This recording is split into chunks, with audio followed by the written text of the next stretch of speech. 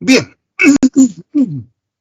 como ven, estimados alumnos, hoy día toca hablar de dos clases de seres vivos, los virus y las bacterias. Entonces, empecemos con los virus. ¿Ya? ¿Qué son los virus? ¿Cómo definimos a esta entidad que existe en este planeta donde vivimos llamados virus? Uno de los cuales nos está causando un dolor de cabeza terrible, ¿no? Ha causado una pandemia. Pandemia es cuando una enfermedad supera todos los límites y se extiende por todo el planeta. Eso es una pandemia. Cuando una enfermedad se extiende en una región geográfica es una epidemia. Esto es, este problema con el COVID-19, el SARS-CoV-2, es más que una epidemia, es una pandemia, ¿no? Ha alterado todo el planeta. Bueno, es un ejemplo de la importancia que tienen estas entidades que existen llamadas virus. Pero vamos a definirlo, ¿no? ¿Qué es un virus? Los libros de biología definen virus de la siguiente manera. Es una entidad genética. Los virus son entidades genéticas constituidas por dos clases de macromoléculas, ácido nucleico y proteínas. Esa es la definición de virus. Son entidades genéticas que están constituidas por dos clases de macromoléculas, ácido nucleico y proteínas. Esa es la definición. ¿Por qué no le llamo organismo? Es un organismo. ¿Por qué no digo eso? Porque no lo es. Los biólogos llamamos organismos a los seres vivos y los virus, por muchos, no son considerados seres vivos. Porque no tienen todas las características que hemos señalado en la clase anterior respecto a los seres vivos, a saber, movimiento, irritabilidad, crecimiento, metabolismo, reproducción. No tienen. Pero tienen una de las cualidades más esenciales de los seres vivos. Los virus, como todos los seres vivos, portan información genética, obedecen a un programa genético. Entonces los virus sí tienen organización específica. Y eso es lo que tenemos todos los seres vivos, organización específica. Porque estamos construidos mediante un programa llamado genoma. Cuando acá al lado derecho ven ustedes varios ejemplos de virus. Nosotros le llamamos partículas virales. Este de acá es un dibujo que se ha hecho a partir de una microfotografía electrónica, tomada con microscopio electrónico, del adenovirus, el que produce la papera. Acá tenemos el virus de la gripe. Acá tenemos el virus del mosaico del tabaco, que infecta al tabaco. Y acá tenemos una partícula viral, un virus que infecta a Escherichia coli o a las bacterias. ¿Ya? Entonces, y cuando vean ustedes un virus de la influenza, y otro, son igualitos. Porque todos responden a su programa genético, a su genoma. Así como un ser humano es muy parecido, casi idéntico a otro ser humano y a otro ser humano, o un perro a otro perro, o un elefante a otro elefante, los virus también tienen eso. Por eso es que hay una controversia. Muchos investigadores afirman que por esa razón los virus deben ser considerados seres vivos. Pero hay otro grupo que discrepan. No, porque no tienen metabolismo, porque no se reproducen ni sexual ni asexualmente, porque no crecen como los seres vivos, porque no responden a estímulos. Entonces hay una controversia. Son entidades controversiales. ¿Ya? ¿De acuerdo, muchachos? Estamos llegando a ustedes. ¿Un comprendido, por favor, estimados alumnos? Please, cualquiera de ustedes. Sí, profesor. Ok, muy amable. Entonces, ya definimos lo que es un virus. Entidad genética constituida por dos clases de macromoléculas. Ácido nucleico y proteína. Miren, ¿por qué digo ácido nucleico en singular? porque los virus tienen o ARN o ADN. Nunca hemos encontrado hasta la fecha un virus que tenga los dos tipos de ácido nucleico. No, o tiene ADN o tiene ARN. Por eso es que hay una primera clasificación de los virus en base al tipo de ácido nucleico que presentan. Los virus que presentan ADN le llamamos virus ADN o DNA virus, DNA virus, en inglés, ¿no? Pero en castellano es virus ADN. Ejemplos de virus ADN, el virus que produce la viruela, la varicela zóster, el herpes, la hepatitis B, ¿no? Y otros, en vez de ADN, tienen ARN. En ARN guardan su información genética. Le llamamos virus ARN. Ejemplo, el virus de la gripe, de la fiebre amarilla, de la rubiola, de la hepatitis A, de la hepatitis C, de la rabia. El COVID-19, este que está produciendo la pandemia, es un ARN virus. Un virus ARN, ¿no? El VIH es un virus ARN también, por ejemplo. Como esta molécula es muy importante para los virus y para todos los seres vivos, tiene que estar protegida de los factores ambientales que la pueden dañar. Entonces, esa molécula de ácido nucleico está cubierta de proteínas, ¿ya? Cada una de estas circulitos que nos han dibujado en este esquema representa una clase de proteína, ¿ya? Los biólogos, los virólogos, que son los que estudian a los virus, los especialistas, ¿no? Biólogos especialistas en virus, los virólogos, a las proteínas que forman esta cubierta de los virus les llaman capsómeros. Bien. Y estos negritos también son capsómeros. Entonces, el conjunto de capsómeros forman lo que los biólogos llamamos la cápside viral. ¿Ya? Entonces, una partícula viral, cualquiera de estas que están al lado derecho, son nucleocápsides. Nucleocápsides. ¿Por qué ese nombre de nucleocápside? Porque núcleo es por el ácido nucleico y cápside por la cubierta de proteínas. Entonces, a estas estructuras que estamos viendo a la derecha le podemos llamar partículas virales o nucleocápsides. Los biólogos también usamos otro término para referirnos a las partículas virales o nucleocápsides, viriones. V-I-O-R-I-O-N,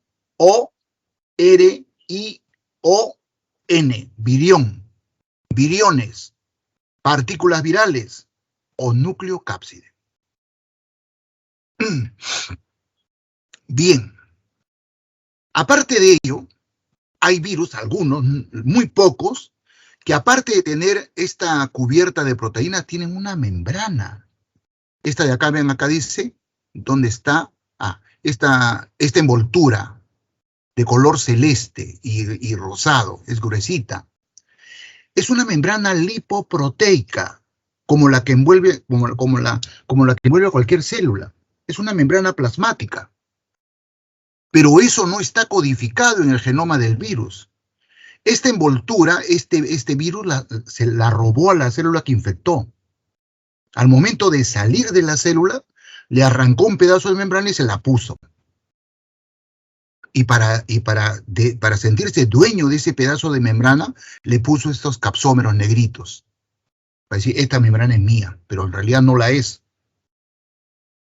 A estos virus que presentan envoltura o membrana, le llamamos virus envueltos o virus complejos. Ejemplo, el virus de la gripe es un virus con membrana. El COVID-19, no estoy seguro, ¿no? Pero, por ejemplo, el VIH sí es un virus con membrana. Creo que el COVID también, es un virus con membrana, ¿ya? Y hay otros virus que no presentan esta membrana, como este de acá, por ejemplo, que es el virus del adenovirus. A esto le llamamos virus desnudos. Entonces vamos aprendiendo, De acuerdo al tipo de ácido nucleico hay dos clases de virus, virus ADN y virus ARN. De acuerdo a si presentan envoltura o no presentan envoltura, virus desnudos y virus envueltos. ¿Qué otra característica debo señalar respecto de estas entidades tan apasionantes, tan curiosas, tan asombrosas, llamadas virus? Su tamaño. Son súper recontra chiquititos. Muy, muy, muy chiquitos. Más chiquitos, mucho más chiquitos que una célula. Las células más pequeñas que conocemos pertenecen a las bacterias. Y los virus son miles de veces más pequeños que una bacteria. Entonces ahí se presenta una dificultad para estudiarlos, ¿no? Nosotros no tuvimos conciencia de la existencia de estas entidades hasta recién el siglo pasado, siglo XX. A fines del siglo XIX hubo un virólogo ruso, un biólogo ruso, que ya sospechaba la existencia de estas entidades, sospechaba. Había muchas evidencias de que había algo más pequeño que las bacterias, pero no lo había podido comprobar, decir, este es. Fue recién en las primeras décadas, años veintitantos, ¿no? 1920 y tantos del siglo pasado, que un biólogo norteamericano, estudiando una enfermedad del tabaco, descubre al virus que produce esa enfermedad en esta planta del tabaco. Descubre al virus del mosaico del tabaco. ¿Y por qué este investigador pudo hacer eso? Porque ya a principios del siglo pasado habíamos creado, habíamos inventado el microscopio electrónico. Justamente con esa poderosa herramienta es que este investigador pudo ver por primera vez la partícula viral que produce la enfermedad al tabaco, llamado mosaico del tabaco. ¿Y por qué antes no habíamos podido ver? Porque no había microscopios electrónicos. Los microscopios que usan haces de luz, los llamamos microscopios ópticos, no pueden permitirnos ver un virus. Están fuera del poder resolutivo del microscopio óptico. Cuando creamos un microscopio que reemplaza el haz de luz por un haz de electrones, ya pudimos ver por primera vez a estas entidades. Nace un nuevo dominio de la virología, la virología, desde aquel entonces. ¿Qué otra característica importante tienen estas entidades que comparten con nosotros este planeta? Son infecciosos, son parásitos celulares obligados. O sea, los virus no pueden perpetuarse en el tiempo, no pueden permanecer, se habrían extinguido hace un montón de tiempo si no hubieran adquirido la capacidad de infectar células. O sea, meterse dentro de una célula para aprovechar el aparato metabólico de esa célula y multiplicarse, replicarse, formar nuevas partículas virales similares a la que da origen a esto. O sea, perpetuar su genoma. Esa es otra característica sumamente importante. Son entidades parásitas obligadas. No sé si ustedes me entienden qué quiero decir con el término parásitos. La parasitosis es una relación en la cual un organismo vive a expensas de otro, lo parasita. A este organismo se le llama parásito. Un ejemplo palpable para cualquiera de ustedes. Una lombriz intestinal es un parásito. Logra meterse al intestino de un ser humano y ahí se queda, parasitando a esa persona. Lo que la persona come le sirve al gusano para vivir. Es un parásito. Bueno, los virus parasitan células. Y no solamente la parasitan para replicarse, sino la matan. Terminan lisando. Así, ese término usamos los biólogos para decir que una célula se revienta, se le rompen la membrana, las cubiertas, y la célula muere. Entonces, de ahí nace la importancia de estas entidades. Como todos los virus infectan células para aprovecharse de ellas y matarlas, entonces los virus están asociados a enfermedades. Por eso ven ustedes el nombre de los virus, ¿no? Virus de la viruela, virus del herpes, virus de la gripe. Los virus producen enfermedades. No solamente en el hombre, en todos los seres vivos, animales, plantas, hongos, bacterias. Y acá hay una pregunta que yo les voy a hacer y va a ser bien interesante que ustedes mismos la respondan y nos lleven al conocimiento.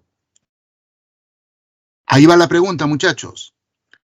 ¿Cuán antiguos son los virus? ¿Desde cuándo existen los virus? ¿Qué piensan ustedes? ¿Cuándo creen ustedes que aparecieron los virus? Cualquiera de ustedes respóndame, por favor. Catherine, Fabiola, qué lástima que no puedan manejar sus nombres. Manuel, Fernando, Kevin, Roger, no sé cómo se llaman ustedes. Por favor, uno de ustedes, respóndame la pregunta. Desde que se originaron las primeras células, quizá. Mucho antes, mi querido, ¿cómo te llamas? Marcos. Marcos. Mucho antes. Los virus aparecieron juntamente con la vida en este planeta. En este planeta han habido muchos intentos de constituir seres vivientes. Muchos intentos se quedaron en el camino. Porque se cumple lo que determinó Darwin, ¿no? Lucha por la supervivencia. Sobreviven los más aptos. Los ineficientes se van relegando y van desapareciendo. Muchas propuestas de vida quedaron en el camino. Subsistieron las más competentes, las más eficaces. Dentro de ellas los organismos que lograron formar células. Pero los virus iban por ahí. Entonces los virus idearon, bueno, ellos no piensan, ¿no? Pero probaron una alternativa. Meterse dentro de la célula, infectarlas. Aprovechar el mecanismo metabólico de la célula para replicarse. Y eso lo han venido haciendo desde aquel entonces hasta la fecha. Pucha, yo si fuera su profesor pensional le pondría nota, si me responden esto, 20 de hecho. Ese hecho que les estoy comentando en este momento, ¿a qué conclusión nos lleva, estimados alumnos? Respecto de células y virus. ¿Habrán células que son inmunes a la infección por virus? O sea, que no tengan ningún virus que las infectan. ¿Quién me responde eso? Cualquiera, muchachos, no tengan temor, por favor. Lo que piensen en este momento, dígamelo cualquiera de ustedes. No. Dímelo. No, profesor. ¿Habrán algunas células de algunos seres vivos que son inmunes a los virus? O sea, que no hay un virus que la infecte. Sí. ¿Tú crees que sí? Bueno, habría que revisar la información científica. Yo que soy biólogo y estoy dedicado a esto, te digo que no. Todas las células que existen en este planeta, o sea, me refiero, todos los seres vivos tienen su virus que lo infectan. Hay virus que infectan animales, dentro de ellos al ser humano.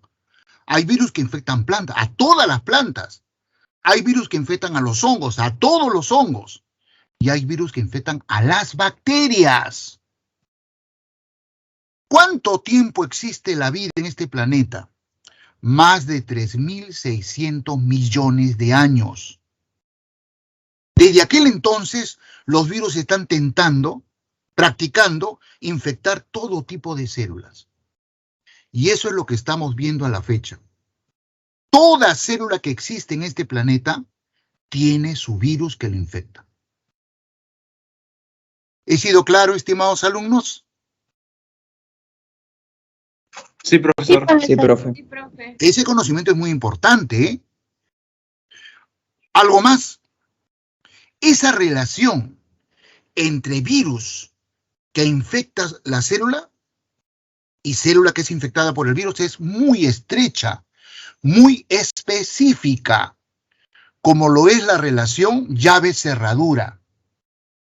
La llave de mi casa no abre, si la llave de mi casa no abre la puerta de mi vecino, de ninguno de mis vecinos del condominio donde yo vivo, solamente abre mi puerta.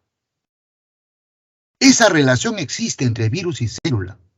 Es decir, un virus que infecta a la bacteria Escherichia coli solamente le infecta a esa bacteria, no a otra bacteria, ni a una planta, ni a un animal, solamente a Escherichia coli. Por ejemplo, otro ejemplo, el perro tiene una enfermedad viral terrible. Yo tenía una mascotita que murió de esa enfermedad, distemper. Ese virus del distemper canino solamente afecta al perro. Si ustedes tienen una mascota que le ha dado distemper y el perrito les lame, ahí está, en la saliva, en las heces del perro, en las exudaciones del perro, está el virus del distemper. Ustedes se han puesto en contacto con esas secreciones del perro. ¿A ustedes le podría dar distemper? ¿Hay un reporte de un caso de que un ser humano ha sufrido de distemper canino? Díganme, muchachos. Díganme, muchachos.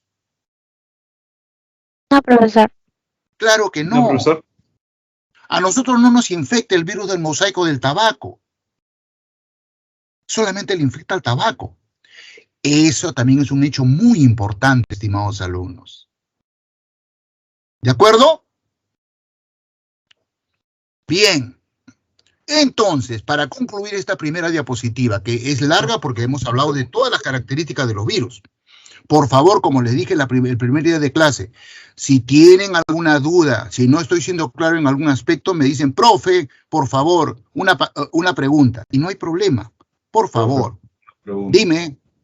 Si los virus son altamente específicos, ¿en qué momento se podría decir que se ramificaron para las diversas células, ¿no? Por ejemplo, célula animal, célula vegetal, hasta de los hongos? Claro, ramificar. Es que es cuestión de oportunidades.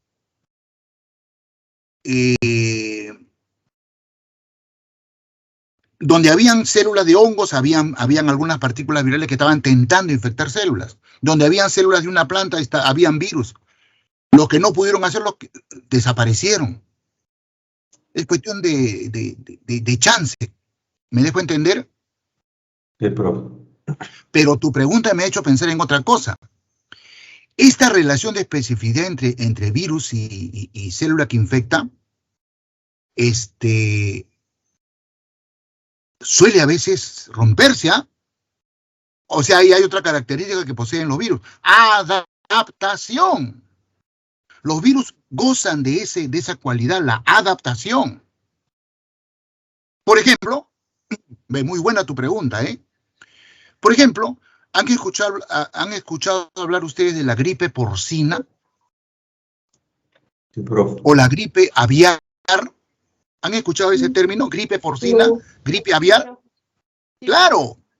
Por ejemplo, la gripe porcina se originó por el hecho de que ese virus que produce una gripe en el ser humano es originaria del cerdo. Es un virus del cerdo. Lo que pasa, y en el cerdo no produce gripe, produce otro tipo de afección, banal, ligera, no mata al cerdo. Pero los matarifes, los que matan a los cerdos para utilizar su carne, han tenido contacto con sangre de cerdo, con vísceras de cerdo. Y ese contacto continuo de estas personas con la sangre y vísceras de cerdo hizo que este virus del cerdo fuera tentando infectar células humanas, ¿no? Probando, hasta que en un momento logró infectar células humanas. Adaptación. Mientras que esa infección en el humano con ese virus del cerdo quedaba ahí nada más, no había problema. Pero cuando ese virus que ya estaba del cerdo, que ya estaba infectando seres humanos, se pudo transmitir de una persona a otra, nos fregamos. Apareció una nueva gripe, la gripe porcina. Por lo tanto, la conclusión es que los virus poseen otra cualidad de los seres vivos, Adaptación. El mismo virus COVID-19, ustedes han escuchado una teoría, no está comprobado, ¿ah? Muchos creen de que es un virus de animales, de murciélagos. En Wuhan, en la China, la gente come murciélagos, entre otros animales. Y el contacto de las personas con los murciélagos ha hecho que ese virus del murciélago se adapte a infectar células humanas. Y cuando ese virus ha logrado pasar de una persona infectada con el virus del murciélago a otra persona humana, apareció la epidemia de SARS-CoV-2. ¿Me estoy dejando entender, estimados alumnos? O sea, profesor. Eso quiere decir que si uno está en contacto con, bueno, en este caso un humano, se puede adaptar y se puede pasar a... con animales. Por eso, estimados alumnos, es muy peligroso esta costumbre que tienen algunas personas de adoptar animales silvestres, aves, reptiles, porque no sabemos qué tipo de virus tienen esos animalitos. ¿Queda claro, estimados muchachos? Sí, profe. Profe, una pregunta antes. ¿Se podría decir que el virus, por ejemplo, la gripe porcina, es de doble, o sea, ataca tanto, bueno, los dos somos células animales, ¿no? Pero claro. ¿se puede adaptar cualquier virus a atacar dos células diferentes? Claro, eso se llama adaptación. O sea, por ejemplo, el virus de la gripe porcina ataca tanto a cerdos como humanos. Entonces, sí. Tiene dos, como quien dice... Dos hospederos. Ajá. ¿Todos los virus tienen esa capacidad? En potencia, sí. Que lo logren es otra cosa. ¿Está claro? Claro, profe, clarito.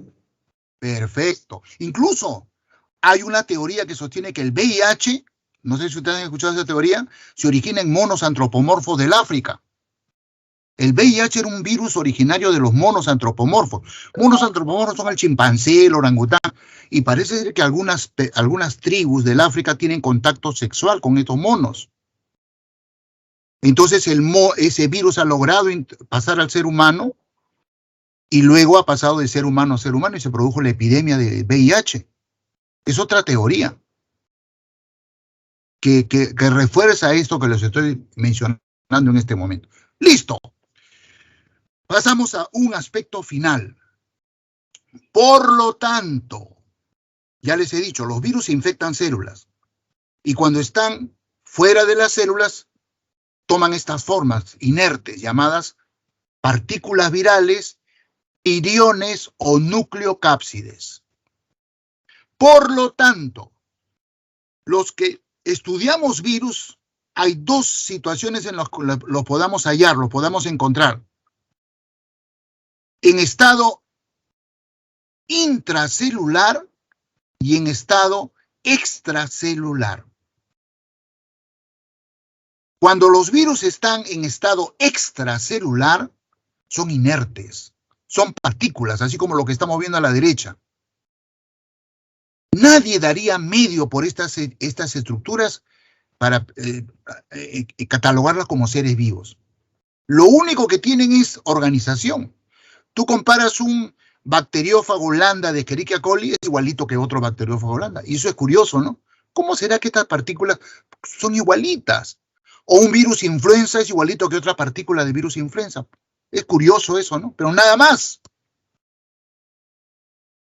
La otra situación es cuando cualquiera de estas partículas virales encuentra su célula, la infecta, ahí cambia la cosa.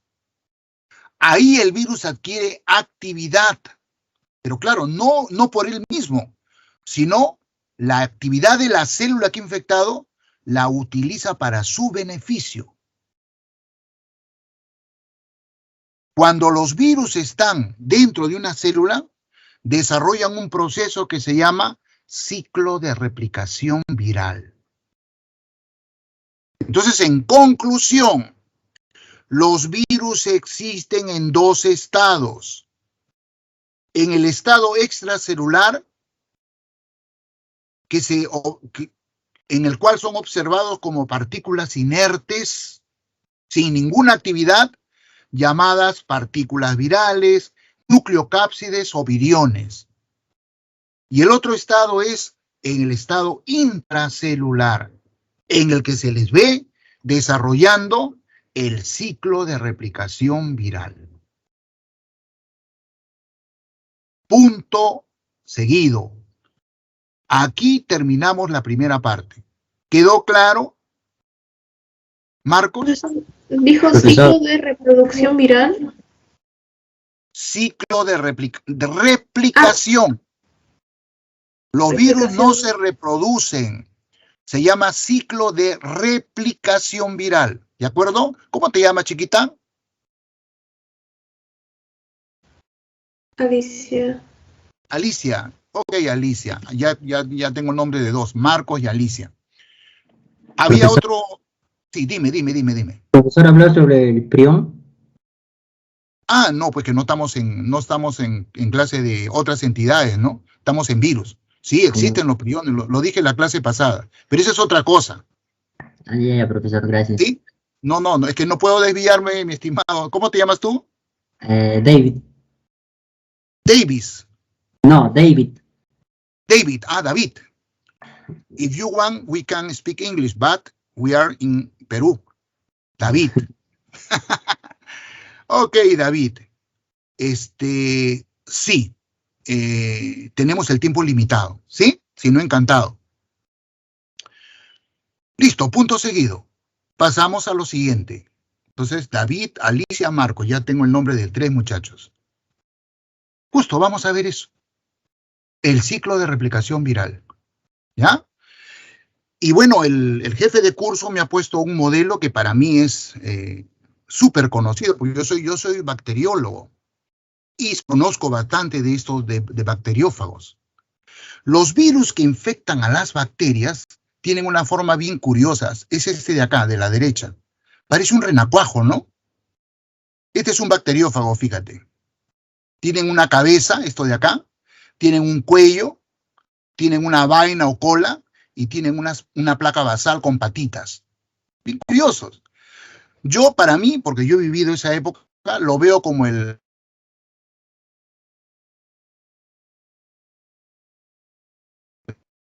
Luna, en el año 1961, miren qué viejo soy. Ya, y era niño, por supuesto. Se parece mucho al módulo de alunizaje. Acá estaban los astronautas, ¿no? Esta era la plataforma de despegue. Se parecen mucho. Bueno, yo conozco bastante a estos virus porque trabajo con bacterias. De hecho, he tenido muchas experiencias con estos bacteriófagos.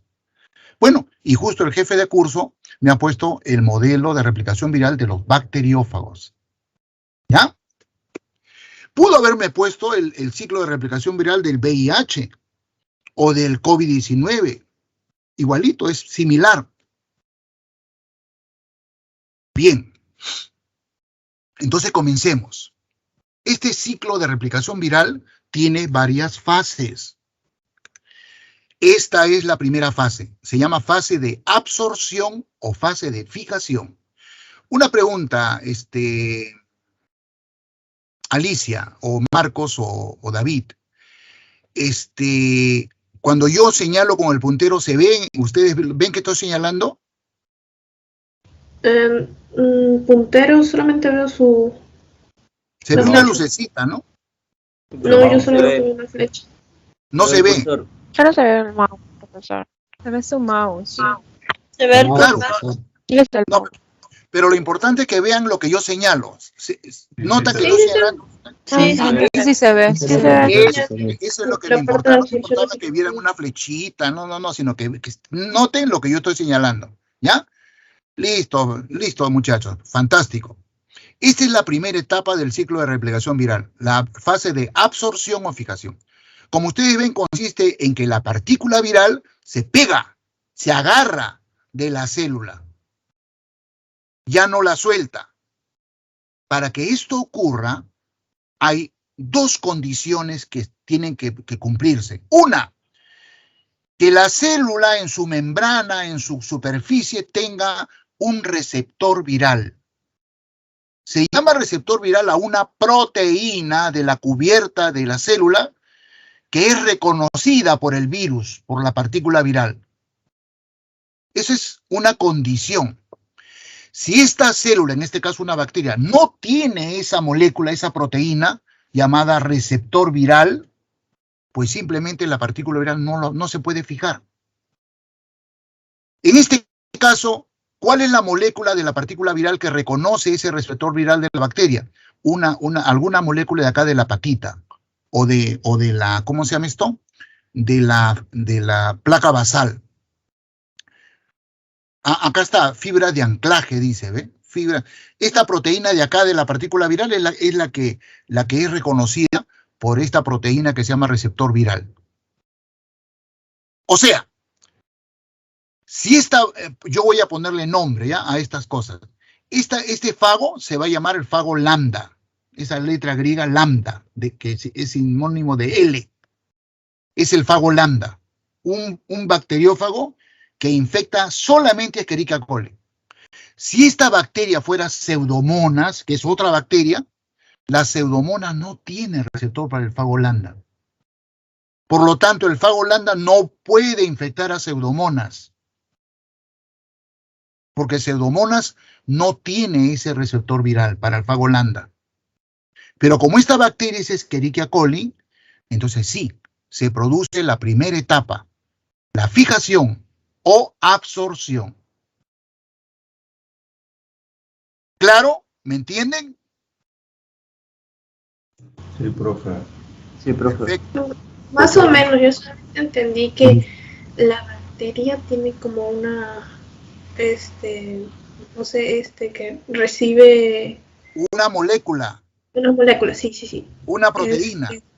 Una proteína que tiene... Que sirve como agarradera, digamos, análogamente, una agarradera, algo de que agarrarse. A esa molécula se le llama receptor viral, ¿de acuerdo? Ya. Y si a ver, la bacteria extrapolando no el tiene ejemplo que di hace un momento. Las células humanas no tienen receptor viral para el virus distemper. Ah, ya. Por eso es que el virus distemper no nos infecta. ¿De acuerdo, estimada alumna? Sí. Ok, creo que la cosa ahora sí quedó clara. ¿Ven cómo cuando ustedes hacen preguntas la cosa se va aclarando mucho más? Por eso les ruego, participen, pregunten. ¿Ya? Una pregunta, por favor. Dime. ¿Cuánto tiempo más o menos dura el proceso de fijación del virus? Ay, mira, yo no he sido tan chiquito, bueno, no me dedico a la virología realmente, ¿no? Pero deben haber calculado, es variable. Depende de la célula, ¿no? Depende de las circunstancias, dónde está la célula, en una suspensión acuosa, en una suspensión con moléculas orgánicas, o sea, es cuestión de posibilidades. ¿Me dejo entender? La temperatura. Depende, entonces. A mayor temperatura las cosas se mueven más rápido, ¿no? ¿Me entiendes? Sí, profe, listo. O sea que el tiempo es variable, pero muy interesante tu pregunta, ¿eh? Muy interesante, porque tú te vas curiosamente a lo que quieres saber eso, ¿no? ¿Te das cuenta? Ahí surge el tema investigación, experimentación para saber eso, ¿ya? Bueno, ya tenemos a nuestra partícula viral fijada. Cualquiera de ustedes, me da pena llamar solamente a los que conozco, a Alicia, a Marcos o a David, cualquiera de otros ustedes. ¿Qué cosa es lo que sigue? Dígame, ¿ya está fijado la partícula? ¿El virus introduce su ADN o ARN? Muy bien, perfecto. Eso es lo que le interesa al virus. El virus lo que tiene que hacer es introducir su material genético, porque es ese material genético del virus el que va a comandar la fisiología de la bacteria, en este caso de Escherichia coli. El cromosoma de la E. coli está rojito acá arriba, ¿se dan cuenta? Y el ADN del virus es negrito, bueno, está dentro de la cabeza. Y ven usted cómo el virus se agacha como si fuera a hacer caquita, a orinar. Miren cómo se contrae la partícula viral y le mete su ácido nucleico. A veces, cuando puede, toda la partícula viral penetra la célula. Pero en este caso no puede, porque las bacterias tienen una pared dura. Se llama pared celular. Entonces no puede el virus entrar. Así que le inyecta su ácido nucleico. Esta etapa se llama penetración. La segunda etapa del ciclo de replicación viral. penetración. En algunos casos penetra toda la partícula viral y en otros casos solamente penetra el ácido nucleico. Ya tenemos el ácido nucleico del virus dentro de la bacteria, en este caso de Escherichia coli. El ácido nucleico del fago lambda ya está dentro del Escherichia coli. Se fregó la bacterita. Este ácido nucleico del virus comienza a actuar como un pirata. Captura la célula y hace que toda la maquinaria enzimática, metabólica de la bacteria se ponga a las órdenes del virus. ¿Qué es lo primero que le ordena a esta molécula del virus? Sácame copias, cópiame, sácame muchas copias. Y comienza a sacarle. Como una fotocopiadora. Saca. Entonces la célula se llena de DNA viral. Luego, esta molécula de DNA del virus lambda, del fago lambda, llama a otra enzima que se llama RNA polimerasa, que es de la bacteria. Y le dice, sácame copias de cada una de mis fracciones. Y esos RNA polimerasa forman RNA mensajeros virales. Esos RNA mensajeros virales van a los ribosomas de la bacteria y forman proteínas, capsómeros del fago lambda, capsómeros de la cabeza, capsómeros del cuello, capsómeros de la cola, etc. Pucha, la bacteria se va llenando de moléculas del virus, capsómeros de todo tipo, ácidos nucleicos. La célula está llena de esos componentes virales. Luego, los capsómeros de la cabeza, por compatibilidad, se unen unos con otros. Todos los capsómeros de cabeza se unen y van formando cabecitas. Los capsómeros de la cola se unen unos con otros, del cuello también, y van formando las partículas del virus, las unidades de las partículas.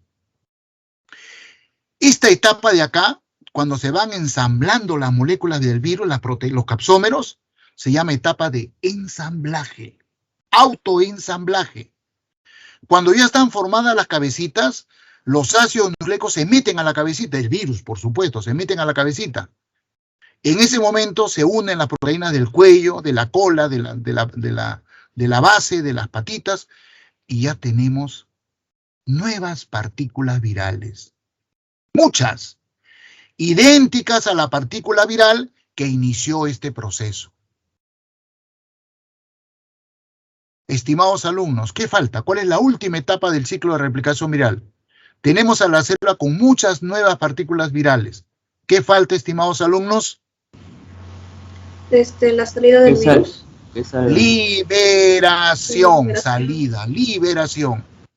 Y ahí pues esta partícula viral ingrata, ¿no? Desagradecida, lejos de haber utilizado a la pobre bacteria para su beneficio, termina lisándola. Lisis para los biólogos significa rompen la cubierta de la bacteria, la matan y se liberan. ¿Para qué? Para buscar nuevas E. coli y seguir replicando este proceso una y otra vez, y otra vez, y otra vez. Profesor, tengo una pregunta. ¿Qué pasa cuando cuando un virus, iba a decir bacteria, perdón, un virus introduce su material genético, ya muere o...? No muere. ¿No muere? Un virus no puede morir porque no es un ser viviente. ¿Verdad? La cubierta se pierde, pues, se denaturaliza, como toda materia orgánica. Pero al virus, ¿qué le importa que su cubierta se denaturalice? Lo que le interesaba es meter su ácido nucleico. ¿Te queda claro? Sí. ¿Cómo te llamas? Alicia. Alicia. Ya te conozco, ¿no? Muy bien, Alicia. Claro. Ahora, algunos virus, algunos bacteriófagos y virus de otras células hacen otro ciclo diferente al ciclo de replicación, este ciclo. Este ciclo se llama ciclo lítico. Ciclo lítico. ¿Por qué? Porque termina matando a la célula. Este ciclo de replicación viral se conoce con el nombre de ciclo lítico. Pucha, me va ganando el tiempo, tengo que apurarme. ¿Ya? Pues ustedes me entusiasman y hacen que yo me detenga. Pero hay otra alternativa. A veces hacen un ciclo lisogénico. ¿Cuándo ocurre eso? No lo sé, no se sabe, creo. No se sabe qué determina que un bacteriófago haga la fase lítica o la fase lisogénica. No se sabe. Pero algunas veces este ácido nucleico del virus no sigue toda esta secuencia que les he dicho. No. ¿Saben lo que hace este ADN del virus? El cromosoma de la bacteria es un anillo, es un círculo. Corta el anillo, el ADN viral corta el anillo, lo abre y se mete ahí. Y reconstruye el anillo. Entonces, esta bacteria tiene su cromosoma con el ADN viral. La bacteria ni se ha dado cuenta que le ha pasado eso. Esta bacteria llega a un momento y se divide, o sea, se reproduce y forma 2 bacterias hijitas. Como el cromosoma se replica, cada bacteria hija tiene su cromosoma, pero con el DNA del virus. Está infectada. A ese virus que está metido dentro del cromosoma de la bacteria, los biólogos le llamamos virus lisogénico o fago temperado. La bacteria puede vivir muchas generaciones con el DNA viral. Se divide y las hijas tienen también el DNA viral. Todas tienen el DNA viral. Profesor, Dime. y, o sea, en todo ese lapso de tiempo la bacteria no se ha dado cuenta que tiene el DNA material viral. genético no lo sabe. No lo sabe ni lo siente porque sigue viviendo tranquila. Sigue viviendo casi normal. Hasta que un día, así como este ADN viral se metió al cromosoma de la bacteria, se sale, se libera. Y al liberarse, desarrolla este ciclo lítico. Hay algunos virus de animales que también hacen una cosa parecida. Es el caso del VIH. El genoma del virus VIH se mete a los cromosomas del hospedero, de la célula del hospedero. Y así permanece durante bastante tiempo. Por eso es que una persona que se infecta con el VIH no tiene síntomas durante un buen tiempo. Porque el virus está en sus cromosomas. Pero en un momento sale y comienza a matar a los linfocitos. Ok, chicos. ¿Les quedó claro? Sí, profesor. Profesor, ¿puede repetir el nombre? Usted dijo lítico y el otro era... Lisogénico. L-I-S-O-G-E-N-I-C-O. Lisogénico. ¿Ya? Profesor, el ciclo lítico es cuando la célula al final muere, ¿no? Es el que estamos viendo en la pantalla. Profe, ¿De acuerdo? ¿la célula siempre muere o queda dañada a veces? A veces queda dañada, pero al final muere. Tarde o temprano muere. Muy buena tu pregunta. ¿Tú eres Marcos? Leonardo. Leonardo, ya tengo otro nombre. Profesor, Dime, ¿había otro? ¿se Dime. podría decir que los virus tienen cierta autonomía de decisiones si seguir el ciclo lítico o el ciclo lisogénico? Exactamente, muy bien, sí. Ahora, ¿qué cosa determina eso? No lo sabemos. Mejor dicho, yo no lo sé. La gente que se dedica a trabajar en esto, por supuesto, debe tener alguna respuesta. ¿Te das cuenta qué interesante meterse a un campo? Profundizar en un campo. ¿De acuerdo, muchachos? Sí, profe, todo clarito. Sí, profesor. Perfecto. Sí, profesor. Qué apasionante la investigación científica, ¿cierto? Muy bien, sigamos. En algunos virus, y ahí está la razón de la existencia de virus con envoltura, en algunos virus, cuando el virus sale, esto es el caso, por ejemplo, del VIH, cuando se ha formado la nueva partícula viral, así como en este caso de acá, ¿no? Está en esta etapa, y sale, arranca un pedazo de la membrana, fíjate. Esto verdecito es la membrana de la célula. La partícula viral sale y ¡pum! Le rompe un pedazo de membrana y se la pone. Y es una partícula viral con membrana. Esto se da cuando los virus salen no por lisis, sino por gemación. Aquí está lo que uno de ustedes me preguntaba. Leonardo, creo. La célula no muere, porque el virus está saliendo por este proceso que se llama gemación, pero la célula queda dañada, muy dañada. Al final igual va a morir. Bien, avanzo porque ya me gana el tiempo. Finalmente, para terminar con el tema virus, hablemos del virus de la inmunodeficiencia humana. Yo creo que en el momento actual deberíamos hablar del virus SARS-CoV-2 o COVID-19, porque es el que está de moda. Pero nos hemos puesto de acuerdo para seguir hablando del virus VIH. Este virus fue tan importante como el COVID-19 en los años 80, 81, 82, 84, hasta el 90. Aún porque produjo una pandemia.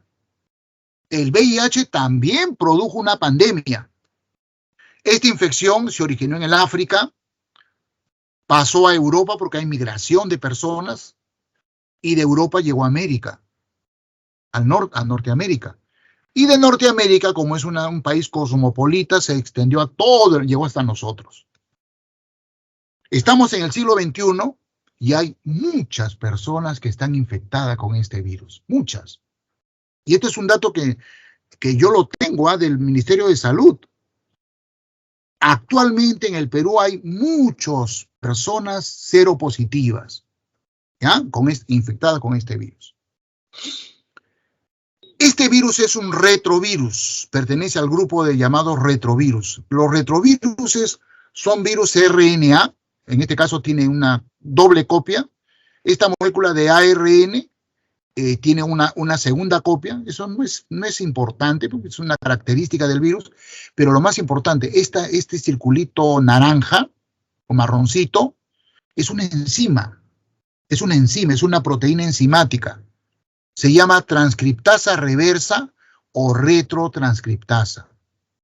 Todos los virus que tengan esta enzima se llaman retroviruses. Y el hallazgo de este virus, hecho por el virólogo francés Robert Gallo, se escribe pero se lee Gallo, fue todo un boom, porque no habíamos descubierto retroviruses en humanos. Los retroviruses son muy frecuentes en los bacteriófagos. Se habían encontrado retroviruses incluso en plantas, en virus que infectan plantas, por supuesto, pero no en animales ni menos en humanos.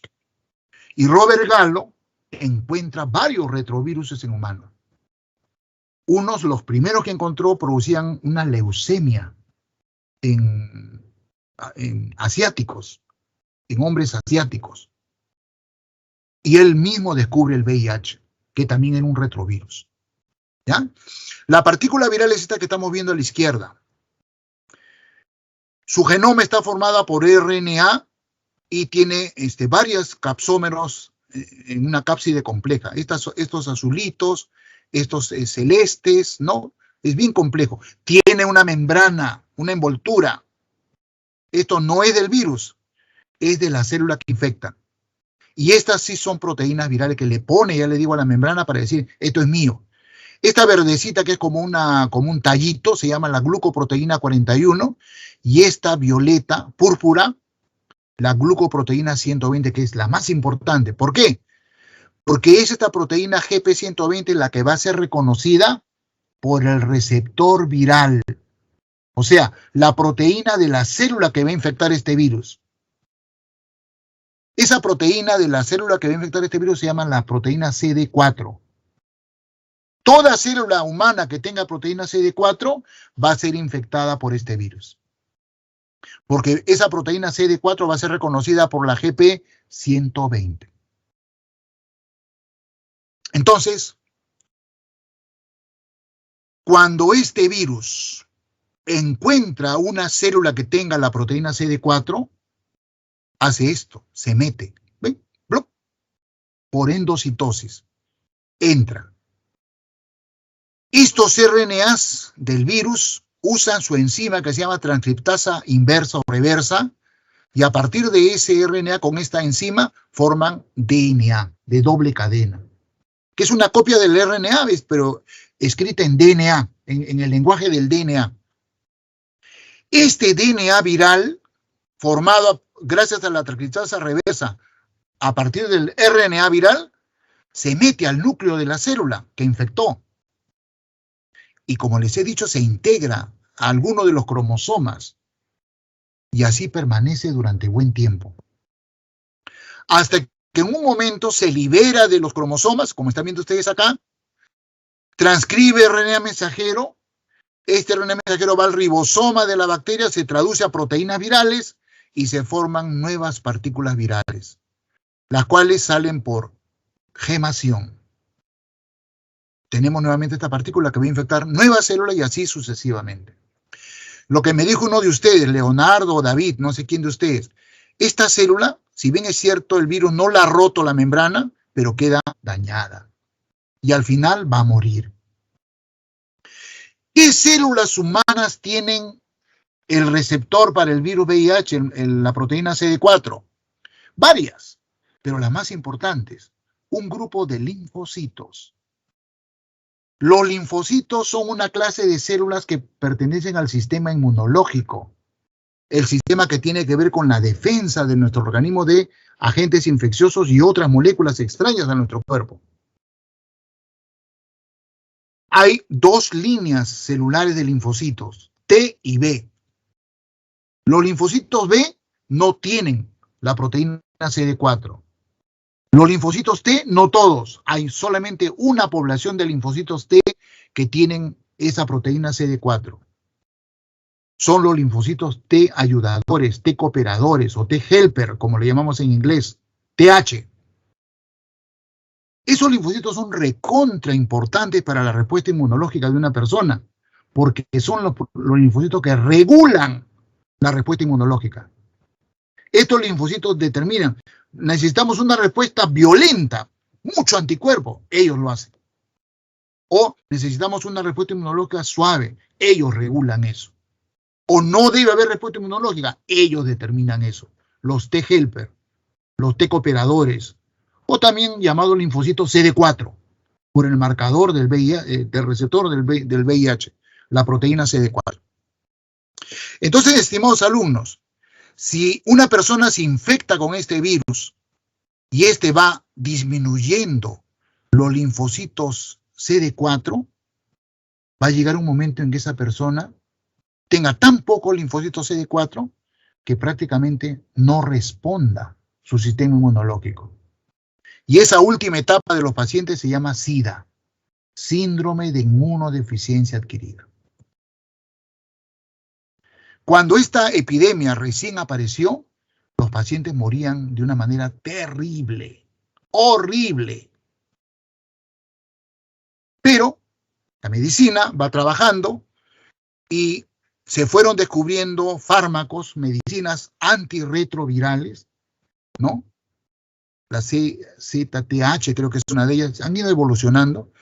Estos antirretrovirales lo que impiden es esto de acá. Impiden que se forme el DNA viral a partir del RNA.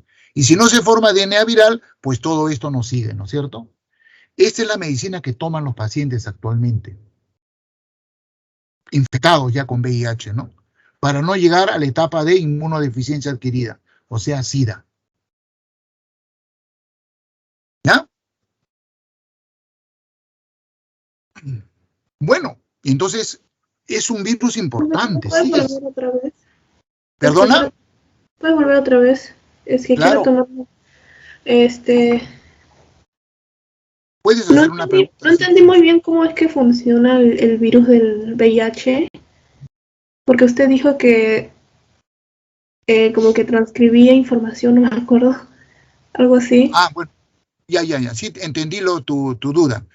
Mira, el genoma, los genes que determinan esa estructura del virus están acá en el ARN, ¿no es cierto? ¿Sí? Sí. Ya. Cuando el virus logra meter este ácido nucleico a la célula, al linfocito, estos genes que están en el RNA son transcritos a esta molécula de ADN. O sea, la misma información que está escrita en el lenguaje del ARN, que es adenina, guanina, citosina y uracilo. ¿Te acuerdas que en el RNA no hay timina? ¿Ya? Ese mensaje que está escrito en el lenguaje del RNA, la transcriptasa inversa, hace que se lo escribe en el lenguaje del ADN. Este es un ADN bicatenario, pero tiene exactamente la misma información que el ARN del virus. ¿Hasta ahí me entendiste? El virus tiene ARN pero se La pasa enzima la enzima. la escribe en ADN, Ya. formando una molécula de ADN. O sea, este ADN es una copia en información de lo que tiene este ARN de acá. Lo que pasa es que ustedes no saben el dogma de la biología molecular. Todos los seres vivos tenemos ADN en el núcleo. Este ADN lo convertimos en ARN, ¿sí o no? Mensajero. Y el ARN mensajero en el ribosoma se traduce a proteína. Esa es la secuencia normal. Pero este virus va al revés, pues. Este virus, partiendo de ARN, forma ADN. Por eso se llama reversa, inversa. ¿Me entiendes, estimada alumna? Sí, sí. Entonces, ya convertido la información del virus de ARN a ADN, este ADN se mete al núcleo y se combina con el ADN de la célula hospedera, del linfocito. O sea, hace una especie de fase lisogénica. No es lo mismo, pero se parece. Y un buen día, este ADN que se ha integrado al genoma de la célula hospedera, se libera. Queda así como en este caso, libre. Y ahí sí se transcribe a ARN mensajero, y el mensajero va al ribosoma de la bacteria y forma proteína del virus. Con lo cual se produce el ensamblaje de la nueva partícula viral, la cual sale, toma un pedazo de membrana y se constituye en la partícula igual que esta. ¿De acuerdo? Sí. En esa parte dijo que manda ARN mensajero para producir Proteínas. proteínas, Viral. ¿no? Sí, pues. ¿Ya? ¿Correcto? Sí, creo que ya más o menos entendí. Es lo mismo que la bacteria, solamente que la ha cambiado de ARN a ADN. En un ambiente eucarionte, ¿no es cierto? Listo. Entonces, a pesar de que, fíjense, este es un problema de salud del siglo pasado, de los años 80, 90, sigue siendo un problema de salud en la actualidad. Sobre todo para los jóvenes, ¿eh? Porque los jóvenes, pues, están en etapa reproductiva. ¿De cuántas maneras se transmite este virus de una persona a otra? Por transfusiones sanguíneas o por uso de material, ¿no? Jeringas, etc. Eso es sabido. Lamentablemente, una mujer que está infectada, hay una alta posibilidad de que le transmita al niño. Pobre niño. ¿Qué culpa tiene de haber nacido en el vientre de una mamá infectada? Ya sea por vía transplacentaria o durante el proceso del parto, las secreciones de la mamá que portan el virus pasan al bebé. Y el bebé nace infectado. Eso le va a durar toda su vida. No hay un tratamiento para erradicar el virus en una persona infectada. Y la vía más frecuente de transmisión del virus VIH de una persona a otra es por relaciones sexuales sin protección, inadecuadas. Una persona infectada por VIH tiene el virus en sus secreciones sexuales, ¿no? Esperma y secreciones del aparato reproductor, tanto la mujer como el varón. Si no usan un preservativo o algún mecanismo de protección, pues le va a transmitir. Esta es la vía más frecuente, ¿ah? Y ese dato que les he dado hace un momento de que un sector importante de la población peruana están infectadas por VIH, la mayoría son jóvenes. Y hay un montón de mitos, ¿no? Si se transmite virus a través del agua, del aire, no, eso es falso. Mediante la saliva, o sea, una persona que está infectada te da un beso, te transmite, no. Sudor, no. Picadura de mosquitos, mordeduras de animales, no son vías de transmisión. Compartir servicios higiénicos, alimentos o bebidas, tampoco, ¿ya? Porque hubo una psicosis, ¿no? Cuando esta enfermedad apareció. Bueno, y una vez que una persona sabe, lamentablemente es triste esto que está infectado, pues tiene que ser solidaria, juiciosa, ¿no? Tiene que tener ética. Y eso es lo que justamente muchas personas no tienen. Una persona que es seropositiva, pues debe de ser sincero con su pareja sexual y decirle, ¿sabes qué? Yo soy portador del virus. Entonces vamos a cuidarnos. Me remordería la conciencia si te estoy transmitiendo el virus. Debería ser así, pero lamentablemente la ética es una de las cosas que más de la cual adolece la sociedad humana en general y muy en particular nuestra sociedad peruana. Hay una prueba que se llama prueba presuntiva, es la prueba de ELISA. Es decir, ¿por qué es presuntiva? Porque cuando uno se hace una prueba de ELISA y sale positivo, muchas veces uno no está realmente infectado por el virus VIH. Uno puede tener, por ejemplo, otra infección por un hongo, por un parásito, o otra bacteria, o una bacteria, o otro virus, y de repente tú le pones lo reactivo del reactivo VIH y te da positivo. Se llama falso positivo. ¿Y por qué ocurre eso?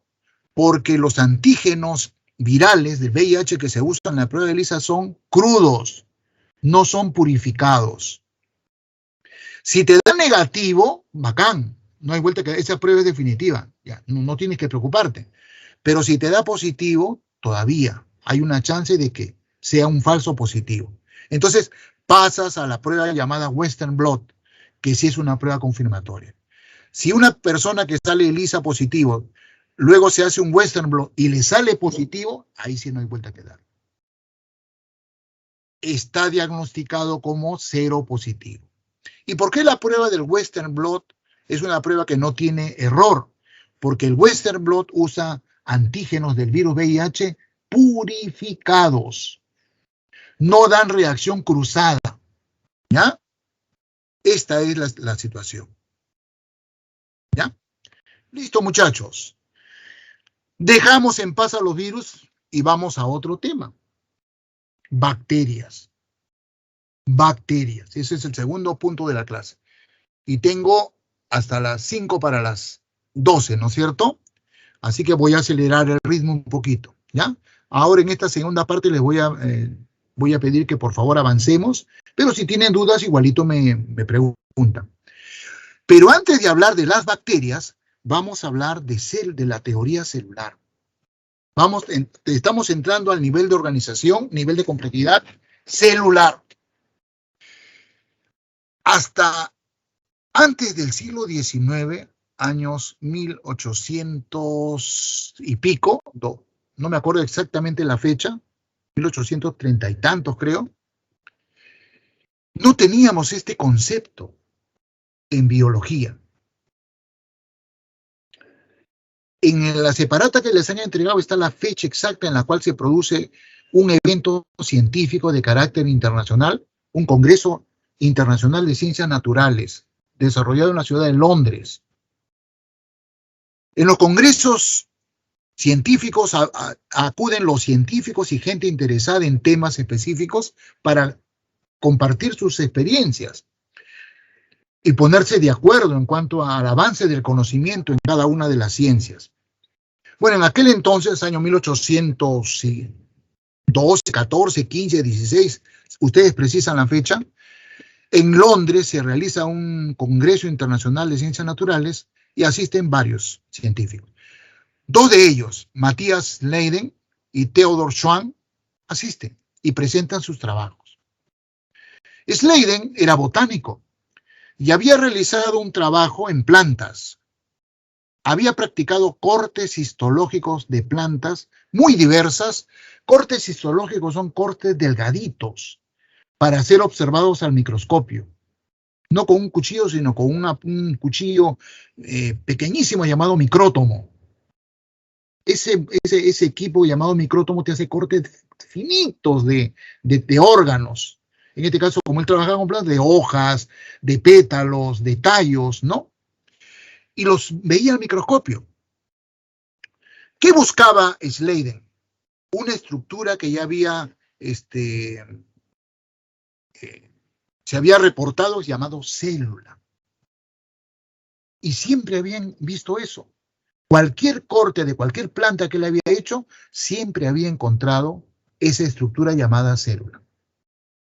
Nunca se había topado con una planta sin células. Por lo tanto, la conclusión de Matthias Leiden era todas las plantas están constituidas por células.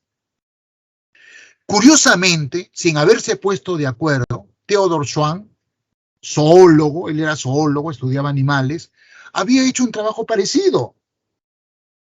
Había hecho colecta de muchas clases de animales, vertebrados, invertebrados, ¿no? De muchas clases, y también les había practicado cortes histológicos para ver al microscopio. Y nunca había encontrado un animal que careciera de células. Por lo tanto, Schwann había llegado a la misma conclusión. Todos los animales están constituidos por células. Y como en aquella época la diversidad biológica estaba repartida en dos reinos nada más, reino animal y reino vegetal, obviamente con la conclusión de estos dos investigadores, la conclusión del Congreso era: todos los seres vivos estamos constituidos por células, incluso los humanos, por eso digo estamos. Porque probablemente se habían hecho también cortes histológicos de seres humanos y también se habían encontrado células. Este conocimiento, estimados alumnos, tenía un impacto tremendo, ¿ah? Parece una cosa sencilla, ¿no? Boba. Todos los seres vivos están constituidos por células. Parece una cosa tonta. Ah, en la actualidad, en aquel entonces no. ¿Qué significa? Que compartimos una arquitectura. Estamos hechos de células. De ahí, pues, este conocimiento se hace más sofisticado, ¿no?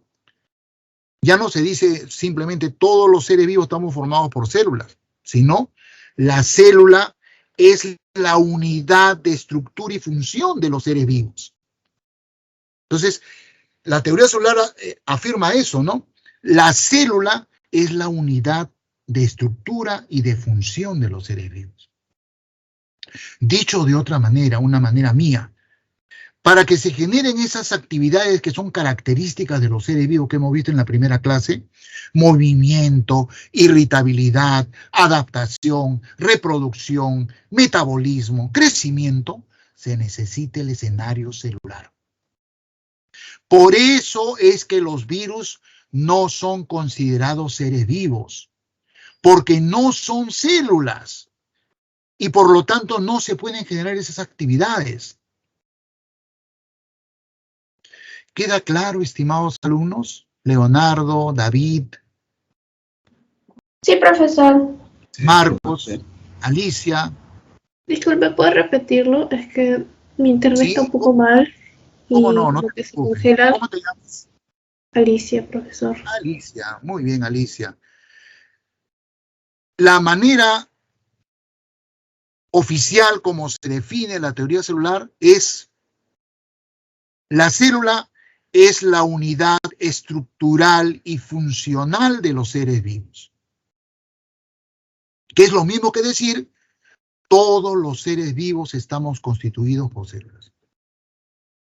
Este conocimiento fue tan impactante para la ciencia, ¿no?, biológica, que podríamos afirmar que la biología era una antes de la teoría celular y es absolutamente otra después de la teoría celular. Es un punto de inflexión en la historia de las ciencias biológicas. Y más aún, cuando años después de ese congreso, del planteamiento de esta idea de Schleiden y Schwann, este investigador Rudolf Virchow enriqueció la teoría celular. ¿Qué cosa es lo que agregó Virchow a ese conocimiento llamado teoría celular?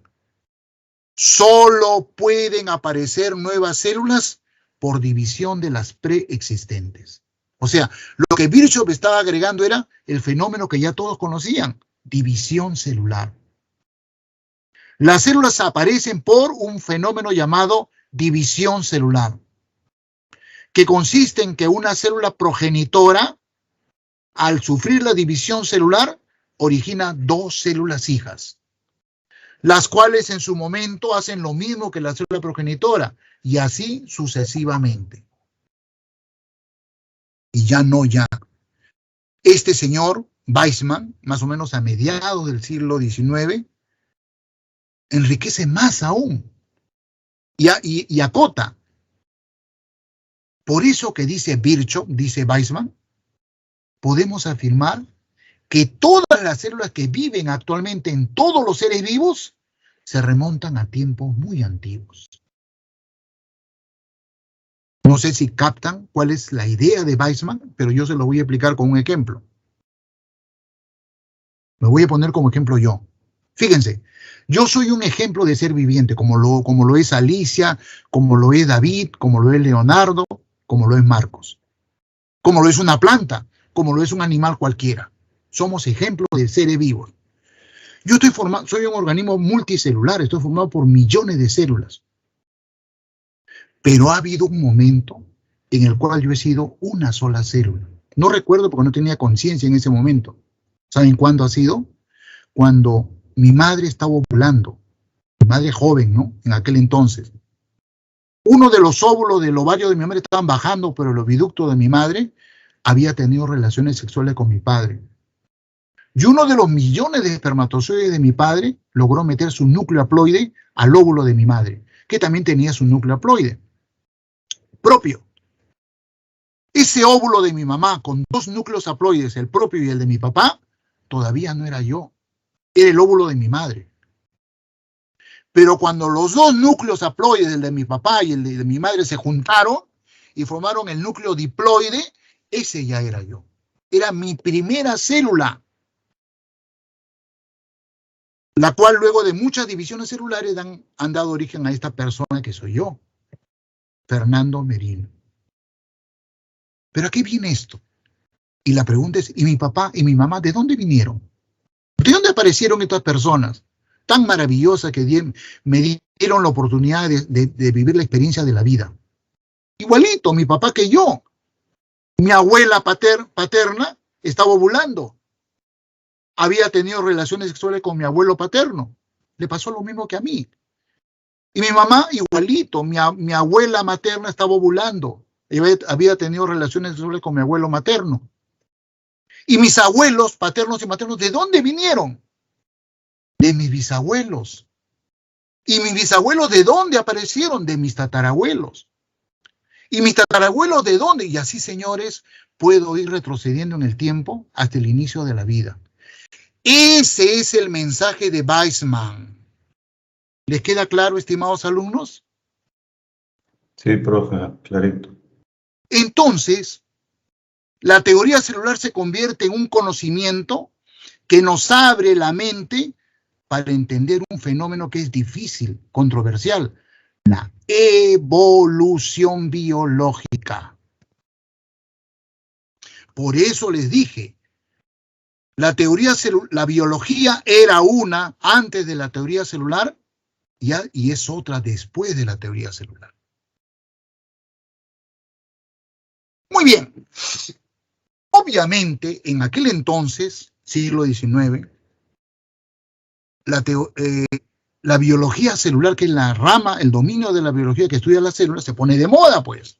Todo el mundo quería ser citólogo, todo el mundo quería ser biólogo celular, todos los que se dedicaban a biología querían ser citólogos, biólogos celulares. Como ahora está de moda la biología molecular, hay modas en la ciencia. Ahora todo el mundo quiere ser biólogo molecular, quiere ser ingeniero genetista, ¿no? Está de moda. Y es bueno, ¿no? Es bueno eso. Así que se produce una intensa investigación sobre células. Todo el mundo estudia célula. Y eso produce el conocimiento que tenemos ahora. Hay dos clases de estructura celular. Dos clases de arquitectura celular. Célula procariótica y célula eucariótica. No hemos encontrado desde aquel entonces hasta la fecha un tercer tipo de arquitectura celular. No, no hay. Hay solamente dos clases de células. Célula procariótica y célula eucariótica. ¿Cuál es la diferencia? Bueno, son varias, pero ustedes saben cuál es la más saltante, ¿no? La célula procariótica no tiene núcleo, no presenta, no se le ve núcleo, porque carece de carioteca o membrana nuclear. En cambio, la célula eucariótica sí presenta núcleo. Esa zona de la célula llamada núcleo está aislada del citoplasma por una membrana. En la célula procariótica no se ve eso. Bueno, y esa es la más saltante, pero hay muchas otras diferencias. El tamaño. La célula procariótica es chiquitita. Mide, a ver, si consideramos, hipotetizamos, idealizamos una célula como una esfera, como un globo esférico, una célula procariótica es una esfera que tiene un diámetro de 1 micra, 2 o 3 o 4 micras, no más. En cambio, las células eucarióticas tienen diámetro de 40, 60, 70 micras. Son mucho más grandes. La célula procariótica tiene una sola molécula de ADN, que es un anillo, es un círculo, es circular. La célula eucariótica tiene varias moléculas de ADN, cubiertas de proteínas llamadas histonas. Esa única molécula de la célula procariótica no está cubierta de histonas. En fin, hay varias diferencias entre una célula eucariótica y una célula procariótica. Eso lo revisan ustedes en sus apuntes. Entonces, los seres vivos que están constituidos por célula procariótica, los biólogos le llamamos procariontes, organismos procariontes. Y los seres vivos que están formados por células eucarióticas, los biólogos le llamamos organismos eucariontes. Hay un solo tipo de organismo procarionte que existe: las bacterias. Fuera de las bacterias no hay organismos procariontes. Solamente son procariontes las bacterias. En cambio, todo el resto de seres vivos somos eucariontes. Plantas, animales, hongos y protistas. Bien, entonces vamos a ver en primer lugar las células procarióticas. Y la semana que viene vamos a estudiar a las células eucarióticas. Si yo les digo que vamos a estudiar a las células procarióticas, les estoy diciendo vamos a estudiar a las bacterias. De manera muy general, ¿qué son las bacterias? Así como definí hace un momento un virus, ¿cómo se define una bacteria? Una bacteria es un organismo procarionte. Es un organismo procarionte que presenta una tremenda capacidad de adaptación. La adaptación es una característica que está presente en todos los seres vivos, pero en las bacterias esto es muy marcado. Una tremenda capacidad adaptativa. Y sobre todo, esa capacidad adaptativa está sustentada sobre su metabolismo.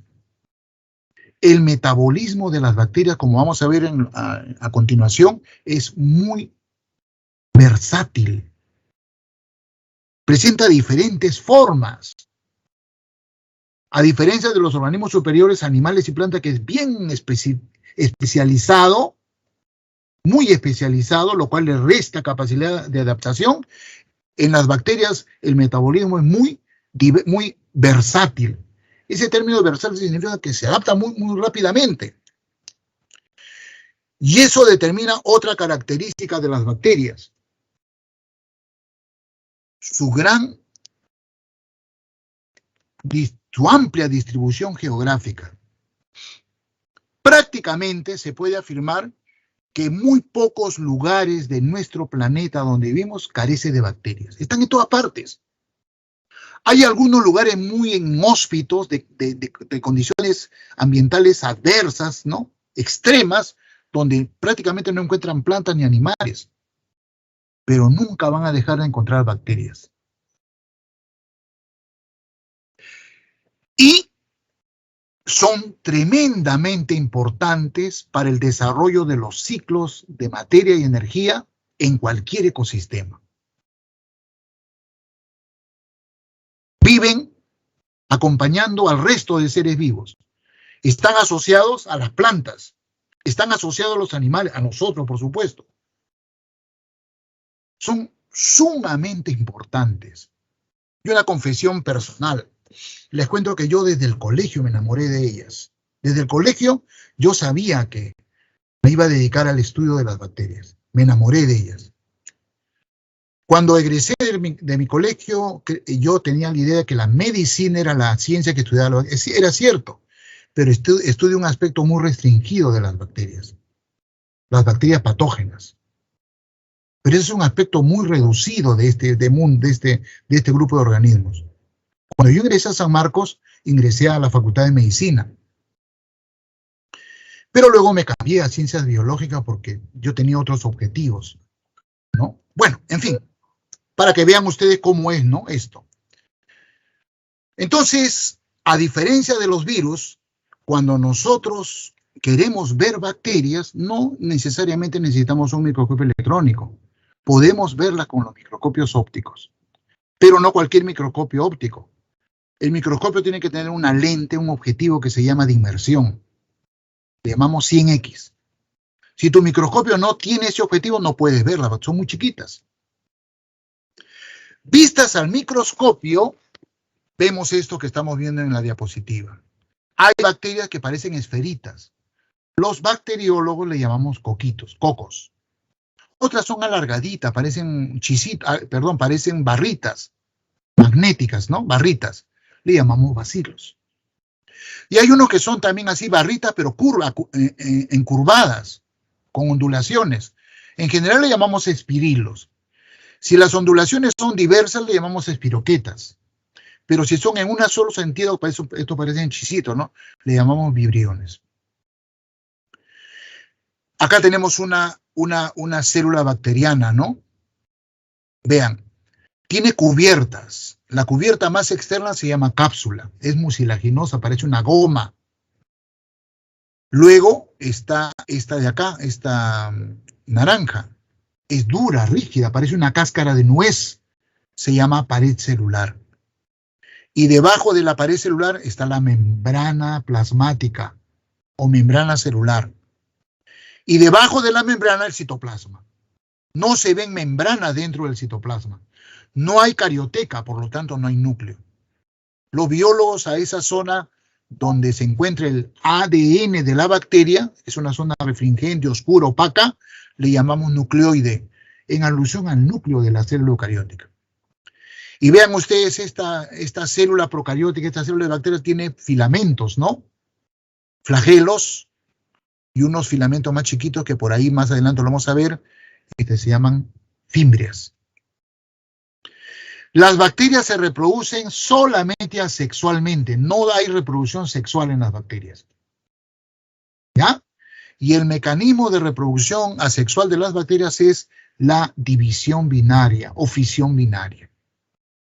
Entonces, cuando una bacteria se reproduce por fisión binaria, si es un coco, a veces los dos coquitos que nacen de la célula progenitora se quedan en pareja. A eso nosotros le llamamos diplococos. A veces no se separan, se quedan unidas varias y forman cadenitas que parecen rosarios, estreptococos. Le llamamos los bacteriólogos.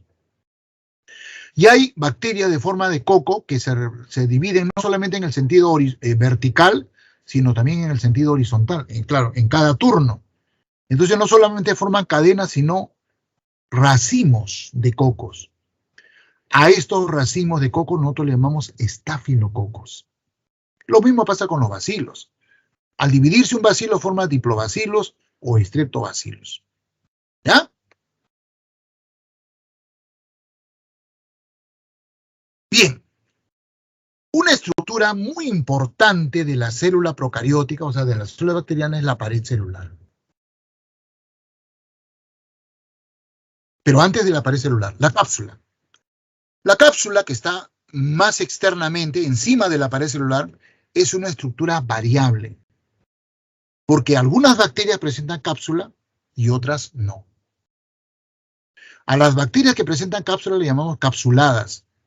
Y a las que no presentan cápsula, bacterias no capsuladas. Está formada de carbohidratos y es por eso que es higroscópica, o sea, tiene mucha afinidad por el agua. A la bacteria le sirve como una estructura de protección contra la deshidratación. Y como es mucilaginosa, permite que se pegue una bacteria a otra y a superficies sólidas. Fijación. En cambio, la pared celular es una estructura que le da resistencia mecánica contra presiones. Y finalmente, esta pared celular es la responsable de que la bacteria tenga forma de coco, de bacilo, de espirilo o de vibrión. La pared celular se presenta en las bacterias de dos maneras. Eso es lo que está representado acá. Esta pared que está formada por cadenas de polisacáridos llamados péptidoglucano, ¿no? Cada una de estas líneas es un péptidoglucano. Toda la pared celular está formada por péptidoglucano. A estas bacterias los biólogos le llamamos bacterias gram positivas. En cambio hay otras cuyo péptidoglucano es delgadito, este de acá.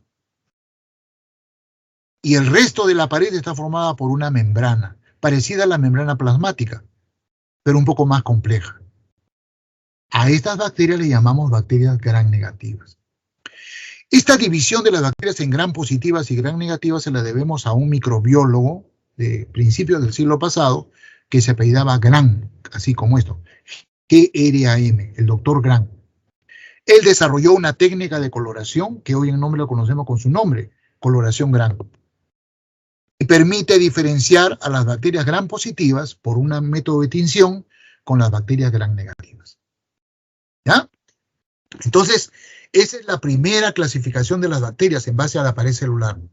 Bacterias gram positivas, cuyo pared celular está formada totalmente por péptidoglucano, o mureína también se le llama, y las bacterias gram negativas, cuya pared celular está formada por una delgada capa de péptidoglucano, complementada con una membrana lipídica.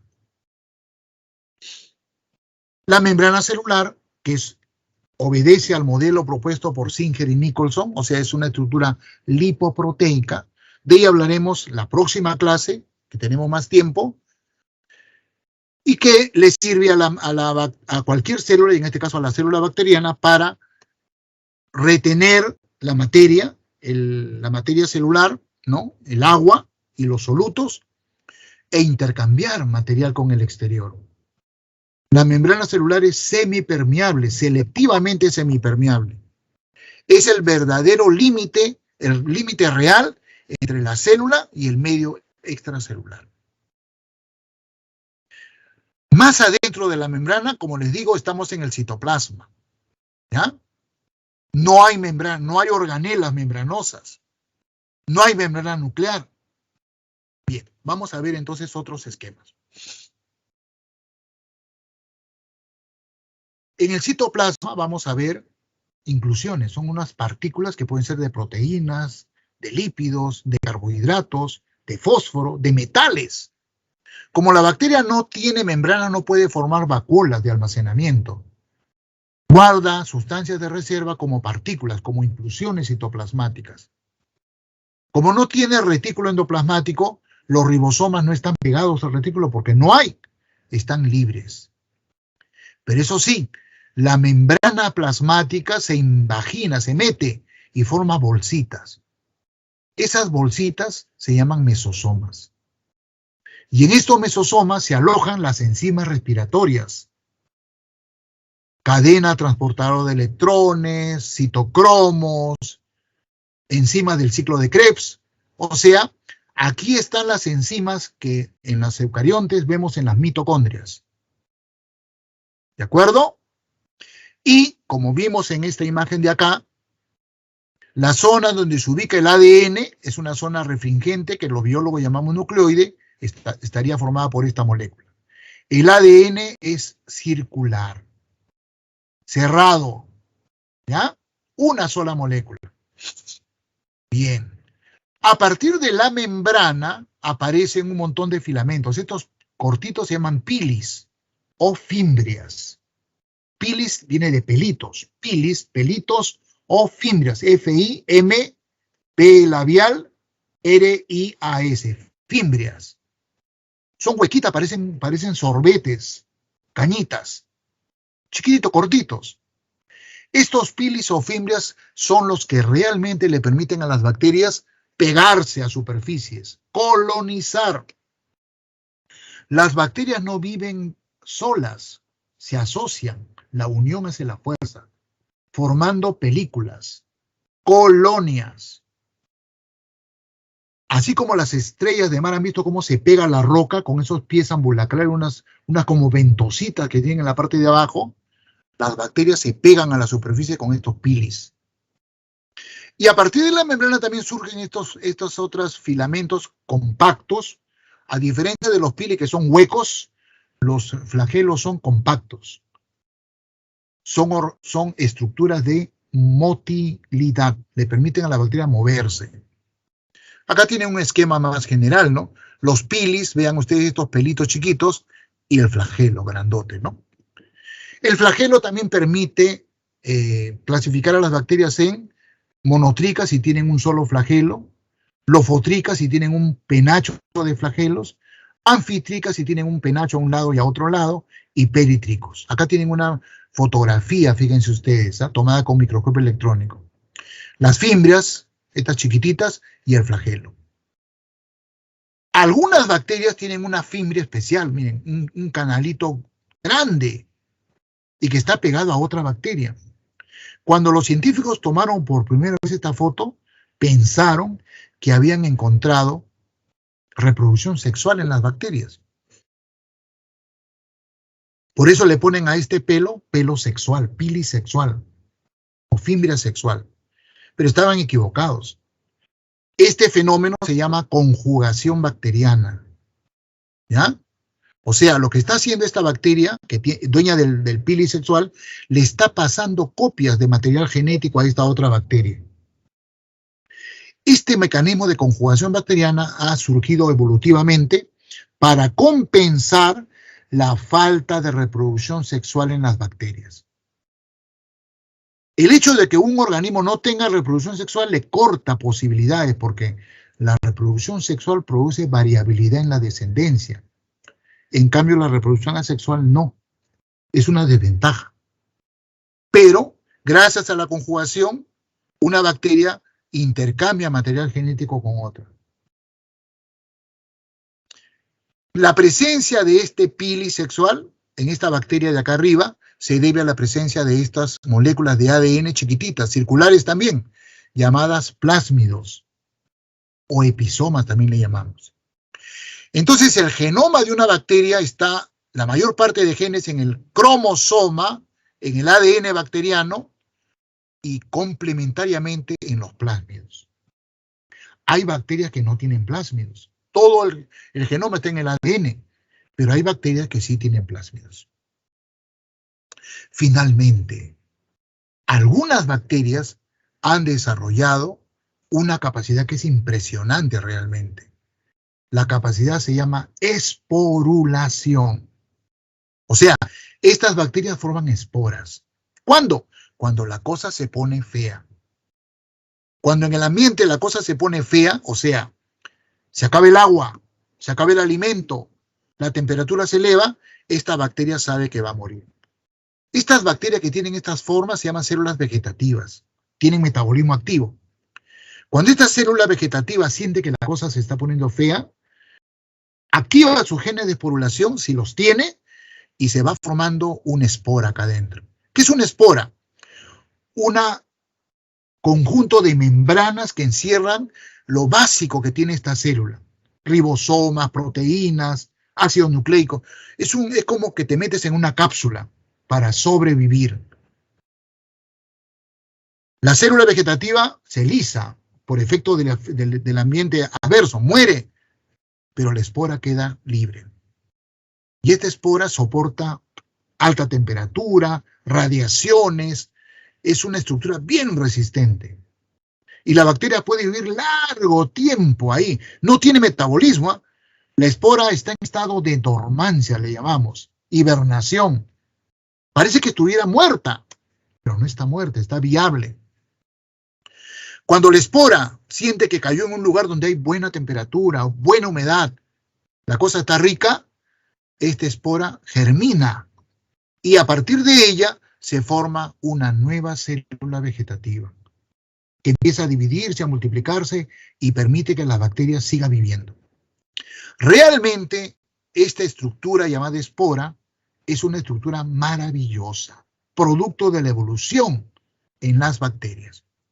En conclusión, tenemos dos clases de estructuras en las bacterias.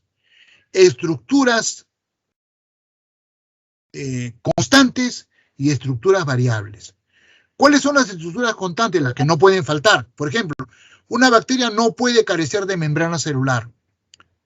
Una bacteria no puede carecer de ADN.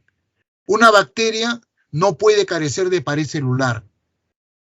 Una bacteria no puede carecer de ribosomas. Son estructuras constantes. Pero las estructuras variables sí.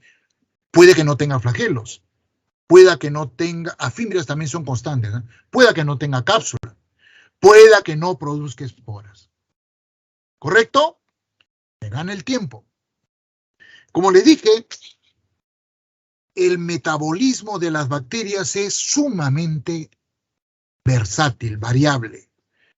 Y desde el punto de vista de la nutrición, tenemos todos los tipos de nutrición. Cuando analizamos la nutrición de una bacteria desde el punto de vista de la fuente de carbono, vemos los dos tipos, bacterias autótrofas y bacterias heterótrofas. ¿Cuándo se dice que un organismo, en este caso una bacteria, es autótrofa? Cuando su alimento es inorgánico. Fuente de carbono inorgánico, fuente de nitrógeno inorgánico, todo es inorgánico, como las plantas. Cuando la fuente de carbono, la fuente de nitrógeno, etcétera, es orgánico. Esta bacteria necesita carbohidratos, alimentarse de carbohidratos, de lípidos, de proteínas. Tenemos de los dos. Y cuando analizamos la nutrición de una bacteria desde el punto de vista de la fuente de energía, también tenemos las dos manifestaciones. Bacterias que usan la luz solar como fuente de energía, le llamamos fotótrofas, y bacterias que necesitan oxidar compuestos químicos para obtener energía, quimiótrofas. De estas ustedes las conocen, las fotótrofas, son como las plantas, pues. Hacen fotosíntesis, bacterias fotosintéticas. En cambio, estas tienen que oxidar compuestos químicos. Si el compuesto químico es orgánico, una glucosa, por ejemplo, es un quimio organótrofo. Pero si el compuesto que oxida es inorgánico, sulfato, fierro, es quimiolitótrofo. ¿Ya? Bueno, ya les he dicho, la reproducción es asexual por bipartición. Pero para compensar la falta de reproducción asexual, las bacterias practican la conjugación. Ya les expliqué en qué consiste la conjugación. ¿Cómo se llamaba la unión cuando se unían? Conjugación. Conjugación, ya. Conjugación. Pero, ¿se acuerdan ustedes de los bacteriófagos? ¿Se acuerdan de los bacteriófagos? Cuando un bacteriófago hace fase lisogénica, se mete al cromosoma de la bacteria, y luego cuando se libera a veces arranca un pedazo del cromosoma de la bacteria. Entonces este DNA viral ya no solamente tiene su gen viral, sino tiene un pedazo de la bacteria. Cuando se forman las nuevas partículas virales, se están portando genes de la bacteria. Cuando esta bacteria se lisa y este virus infecta a otra bacteria, le lleva genoma de la bacteria anterior. Entonces el virus se convierte en un vehículo de transferencia de material genético de una bacteria a otra. A este fenómeno, mediado por un bacteriófago, se le llama transducción. Entonces, fíjense ustedes, las bacterias, si bien es cierto, no presentan reproducción sexual, solamente asexual llamada bipartición, han desarrollado mecanismos de transferencia de gen horizontal por conjugación o por transducción. Y bueno, la taxonomía no solamente se aplica a los animales, a las plantas, también a las bacterias. Whittaker, uno de los sistemáticos y taxónomos más notables del siglo pasado, dividió a las bacterias en dos clases de bacterias, arqueobacterias y eubacterias. ¿Cuál era la diferencia? Estas bacterias viven en ambientes extremos, altas temperaturas, muy bajas temperaturas, ¿no? Ambientes salinos, hipersalinos, ambientes anaerobios. Estas arqueas son bacterias metanogénicas, halofílicas, termoacidófilas, son Cuando la vida recién aparecía en nuestro planeta, estas bacterias eran las que abundaban. Cuando la vida en nuestro planeta se fue aplacando, estas bacterias se fueron restringiendo a sitios extremos y aparecieron las bacterias, las más modernas. Aquí están la mayoría de bacterias de la actualidad, las gram positivas, las gram negativas, las verdes y púrpuras fotosintéticas, las cianobacterias, las espiroquetas, todas, la mayoría de bacterias que conocemos. Carl Woese superó a Whittaker y utilizó la biología molecular para la clasificación de los seres vivos. Y él ha propuesto 3 ramas evolutivas. El dominio bacteria, formado por estas bacterias, el dominio arquea, formada por las arqueas, y el dominio eucaria, todos los organismos eucariontes. Finalmente, me quedan poquísimos minutos. Los seres humanos hemos aprendido a utilizar la célula bacteriana para nuestro beneficio. Lo usamos en la industria farmacéutica, alimentaria, agrícola, en la industria ambiental. Y uno de los aspectos más interesantes de aplicación de las células bacterianas para la remediación de la contaminación ambiental es la tecnología de la bioremediación, que es mi especialidad, ¿eh? Usamos las enzimas de alguna de estas bacterias para eliminar el petróleo, por ejemplo, eliminar los metales vaciados por la industria minera, o usamos la propia célula microbiana para hacer esto.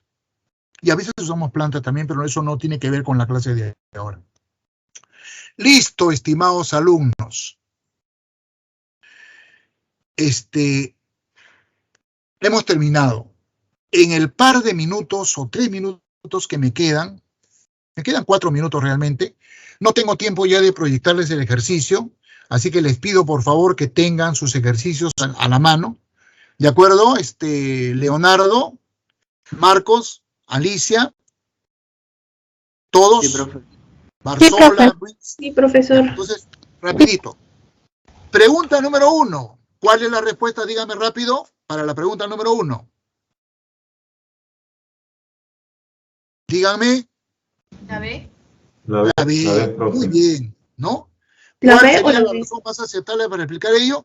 El virus requiere una célula hospedera para que lo replique, ¿ya? La B. Pregunta La B. número 2.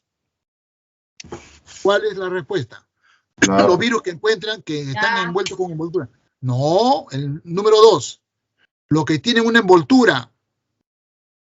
La C. La C. La Son los C. virus complejos. ¿Recuerdan, muchachos? ¿De acuerdo todos? Sí, Pregunta, Sí, profe. pregunta número 3. ¿Cuál es la respuesta? ¿Avión? ¿Cuál es la primera parte del ciclo de replicación viral? La A. La D. La Fijación y absorción. Fijación o absorción. Pregunta número 4. La D. Claro, la D.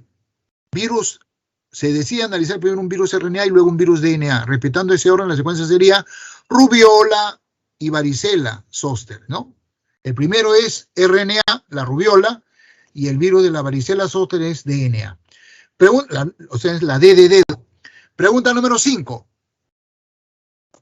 La B. Sí, no se los he dicho. Toda célula animal que es infectado por un virus produce interferón. ¿Ya? Disculpen, se me pasó. Interferón. Pregunta número 6. La C. Sí, la retrotranscriptasa, ¿no? Y la proteína GP120 del virus. La C de Eso Carlos. todavía no entendí bien qué es la GP120. Es esa proteína que está en la envoltura del VIH. Ya, Es la proteína que es reconocida por el receptor viral, la CD4. ya. Pregunta número 7. ¿Cuál es la respuesta? Me queda un minuto. La C, profe. La C de Carlos. Ya, se lo digo porque ya no me alcanza el tiempo. A mí no me gusta pasarme de la hora. Pregunta número 8. C de Carlos. Pregunta número 9. D de dedo. Pregunta número 10. A de Aurelio.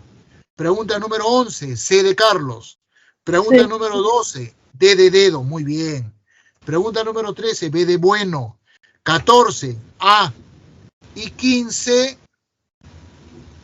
B de bueno. B de bueno. Bueno, y con ello hemos terminado nuestra clase de hoy. En la 2. En la 2. La 2. Sí, de acuerdo a su simetría, dice.